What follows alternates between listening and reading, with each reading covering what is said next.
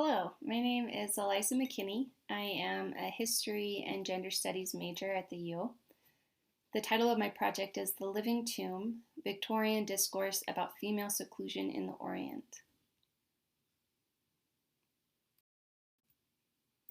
This project really started for me by looking at Zenana missions. These were female-led Christian missions in India, mostly during the British Raj, by British and American women.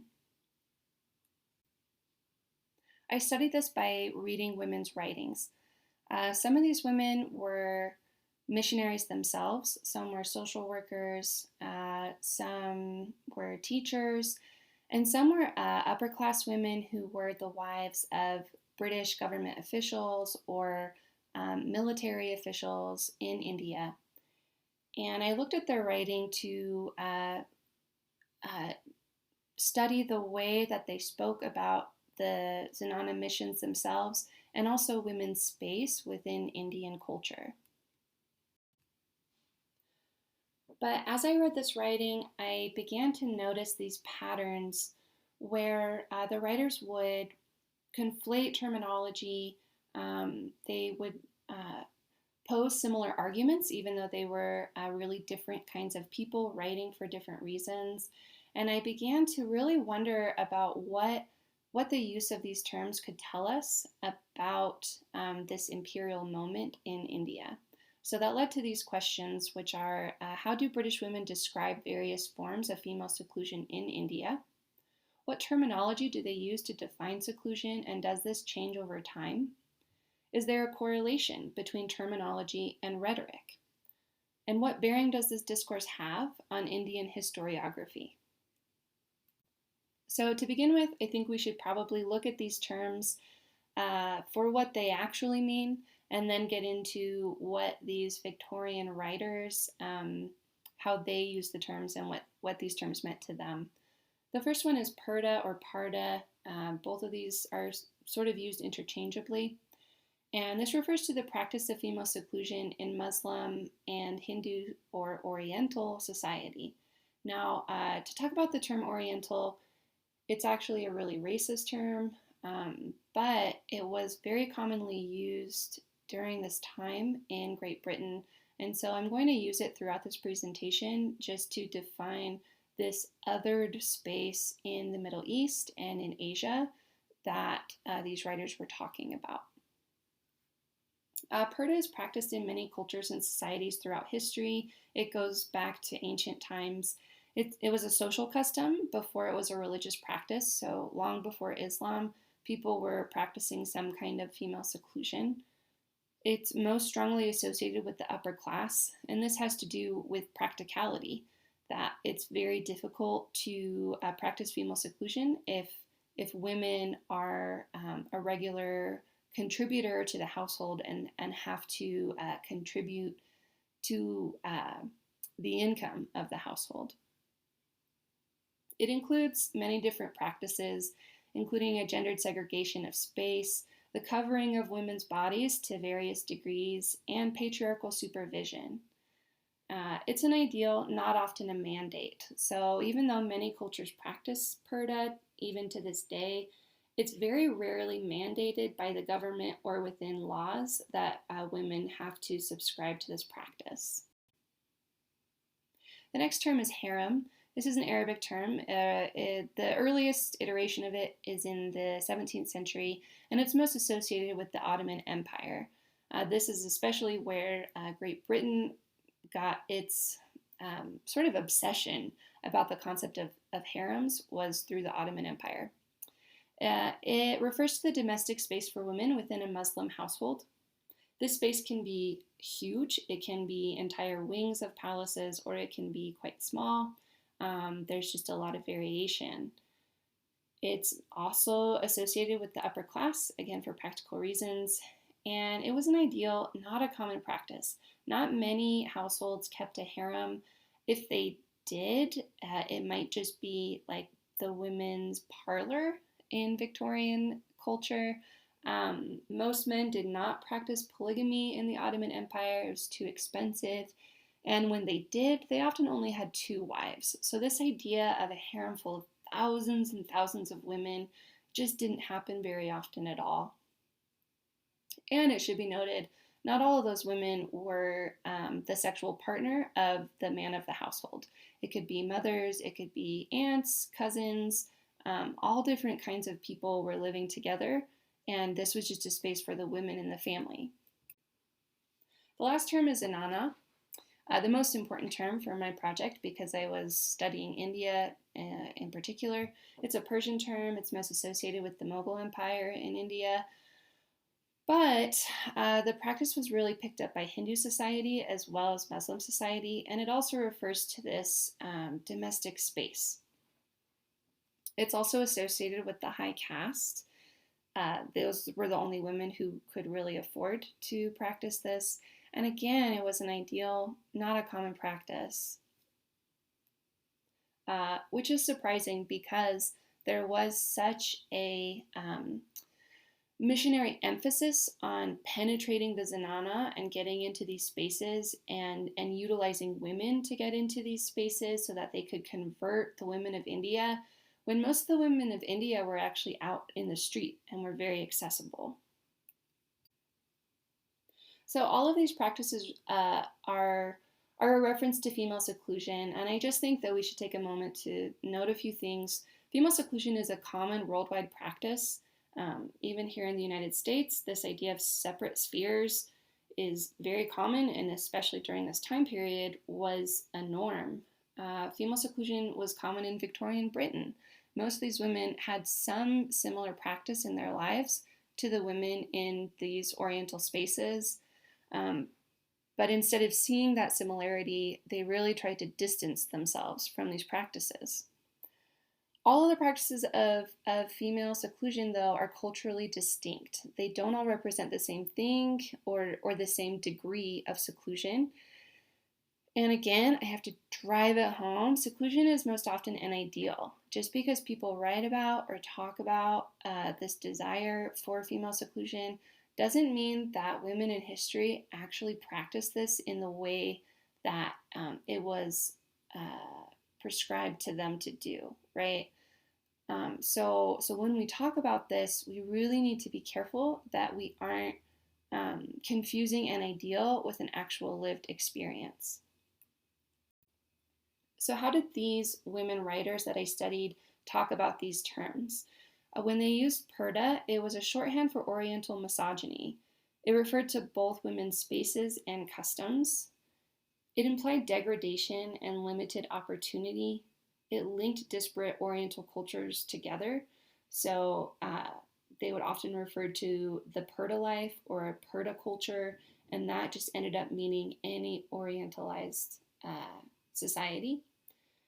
And it was often based in assumptions rather than observance. So many of the women, when they talked about purda practices, they weren't actually talking about a practice they were seeing, but one they'd heard about. When they use the term harem, it's really a shorthand for polygamy or concubinage. It's not referring to the space as much as to this relationship practice. It referred to women as men's property, so often they would be referred to as the king's harem or the sultan's harem. It implied wild and perverted sexuality, and it linked Oriental male power to hedonism. So there was this idea that the British Empire needed to take control because these men's licentious and sensual households showed that they were inept as rulers. And again, it was often based in assumptions rather than observations. So all the times I saw harems talked about in this writing wasn't actually referring to a real space, but an imagined space. And when they talked about the zenana, it was a shorthand for women's imprisonment.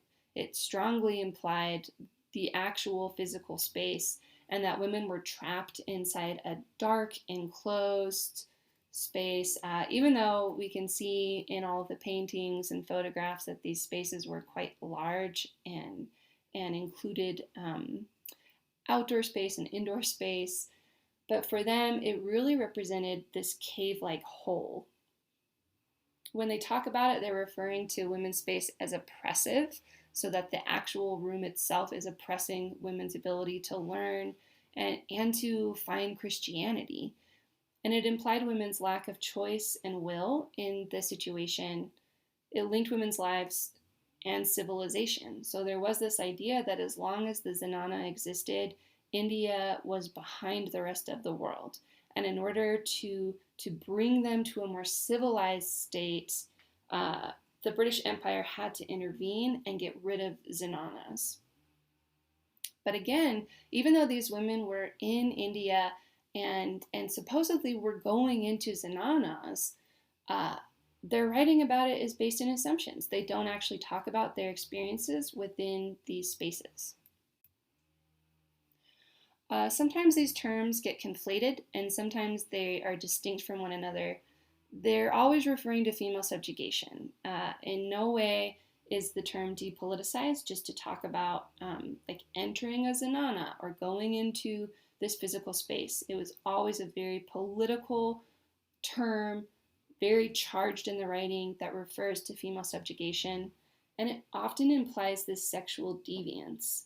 So even in a zenana, which was not as sexualized as the harem often was, there was still an implication that women being alone together was dirty, that they must be up to something homoerotic or sensual in some way because no one is watching them or observing them. And that really leads to this need for white male supervision.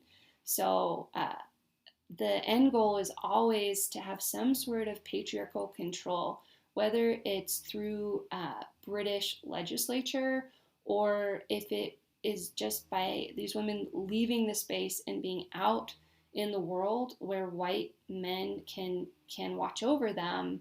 There's always this implication that white men are needed to fix the space. Where these terms really separate from each other is this concept of space and property, which I talked about a little bit, right? That zenana is a space and the harem are the women who live in that space, and the harem is men's property. Reformability really comes into play as well, that in the early years of their writing, these women refer more often to the space as a zenana or a zenana culture. But as they see more resistance from Indian women in their desire to reform them, they start to call the space the harem. That implies this incontrollability, this irreformability, right? That, oh, these women are just too wild, they're stuck in the harem.